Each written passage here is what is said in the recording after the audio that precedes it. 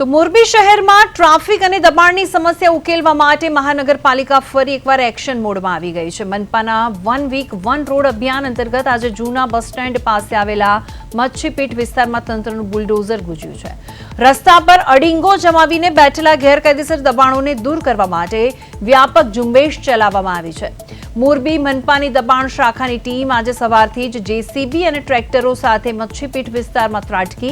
આ વિસ્તારમાં અગાઉ પણ અનેક વખત દબાણ હટાવવાની કાર્યવાહી કરવામાં આવી છે, પરંતુ અસામાજિક તત્વો દ્વારા ફરીથી રસ્તા રોકી દેવામાં આવતા જેના પગલે આજે મનપાના ઉચ્ચ અધિકારીઓ અને પોલીસ કાફલાની હાજરીમાં કડક હાથે કાર્યવાહી કરવામાં આવી અને રસ્તા પરના કાચા પાકા શેડ અને ગેરકાયદેસર ઓટલાઓ તોડી પાડવામાં આવ્યા છે।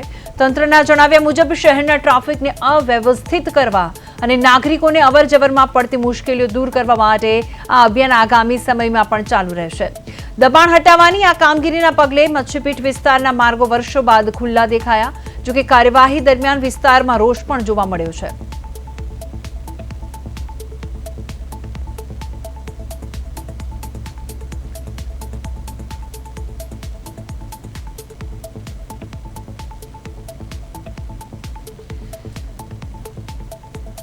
જૂના બસ સ્ટેન્ડ પાસે દબાણ હટાવવામાં આવ્યા છે। પોલીસ બંદોબસ્ત વચ્ચે આ ઓપરેશન ચાલુ છે। વારંવાર દબાણ કરતા તત્વો સામે લાલાંક કરવામાં આવી છે।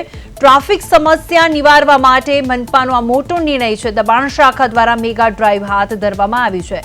આખી માહિતી છે મોરબીની।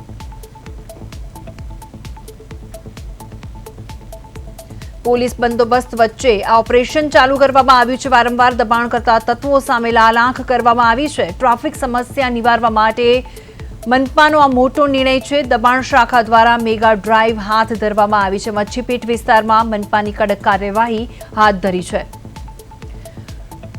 તો આ સાથે ફોન લાઈન પર ઉપસ્થિત છે અમારા સંવાદદાતા પંકજ। પંકજ, જણાવશો સમગ્ર વિગત? ચોક્કસથી વાત કરવામાં આવે તો મોરબી જે મચ્છીપીઠ છે તે દબાણ દૂર કરવામાં આવ્યું હતું મહાનગરપાલિકા દ્વારા, જે 1 વીક 1 રોડ અંતર્ગત જે કામગીરી કરવામાં આવી છે।